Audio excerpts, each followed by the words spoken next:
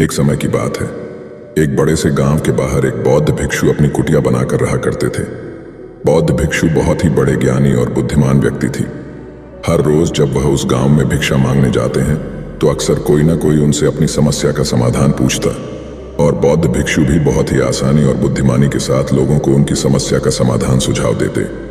ऐसे ही एक दिन भिक्षा मांगते हुए वह उस गांव के सबसे अमीर व्यक्ति के घर पहुंच गए। उस अमीर व्यक्ति के घर में एक बहुत बड़ी समस्या थी, और वह समस्या यह थी कि अक्सर उसके घर के लोग आपस में झगड़ते रहते थे। घर में शांति और आपसी भाईचारे की कमी थी। इस बात को लेकर वो अमीर व्यक्ति बहुत ही परेशान रहता था। अमीर व्यक्ति ने बौद्ध भिक्षु की बुद्धिमानी और समस्याओं को सुलझाने की उनकी काबिलियत के बारे में सुन रखा था।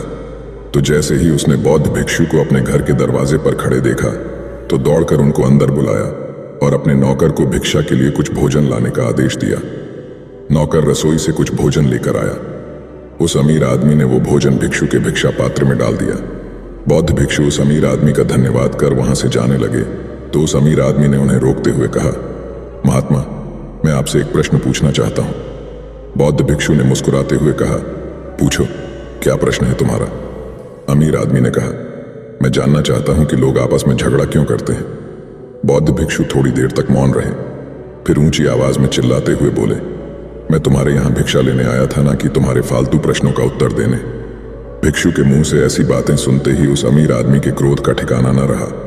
उसने खुद पर नियंत्रण खो दिया और भिक्षु पर जोर जोर से चिल्लाकर उन्हें भला बुरा कहने लगा। उसने कहा, कैसे स्वार्थी व्यक्ति हो, मैंने तुम्हें खाने के लिए भोजन दिया और तुम मुझसे इस तरह की बात कर रहे हैं। उस अमीर व्यक्ति ने गुस्से में बौद्ध भिक्षु को बहुत से अपशब्द कहे, लेकिन बौद्ध भिक्षु बिना एक भी शब्द बोले शांति से उस अमीर व्यक्ति की सारी बातें सुनते रहे और वो उन पर चिल्लाता रहा। लेकिन थोड़ी देर बाद जब वह व्यक्ति शांत हुआ तो बौद्ध भिक्षु ने मुस्कुराते हुए कहा, मेरे दोस्त, जैसे ही मैंने तुम्हारे साथ बुरा बर्ताव किया तुम्हें क्रोध आ गया और क्रोध में तुमने मुझ पर चिल्लाना शुरू कर दिया, और अगर उसी समय मैं भी तुम पर क्रोधित होकर चिल्लाना शुरू कर देता तो हमारे बीच बहुत भयंकर लड़ाई हो सकती थी। असल में क्रोध करना ही सभी लड़ाइयों की जड़ है। जब एक व्यक्ति क्रोधित हो और दूसरा व्यक्ति भी क्रोध में उसकी बातों का जवाब देना शुरू कर दे तो लड़ाई का बढ़ना निश्चित है।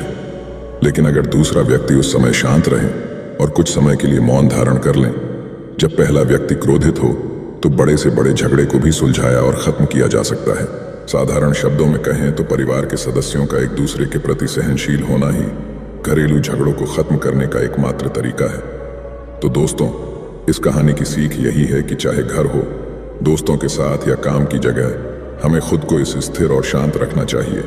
और अगर कोई हम पर गुस्सा भी होता है तो जहां तक संभव हो सके हमें शांति से ही उसका उत्तर देना चाहिए, क्योंकि जैसे ही हम अपनी शांति खोते हैं और सामने वाले पर क्रोधित होते हैं तो छोटी से छोटी बात भी बड़ी बन सकती है और हमारा बड़ा नुकसान हो सकता है। दोस्तों, वीडियो अच्छा लगा हो तो चैनल को सब्सक्राइब करके बेल नोटिफिकेशन जरूर ऑन कर लें। धन्यवाद।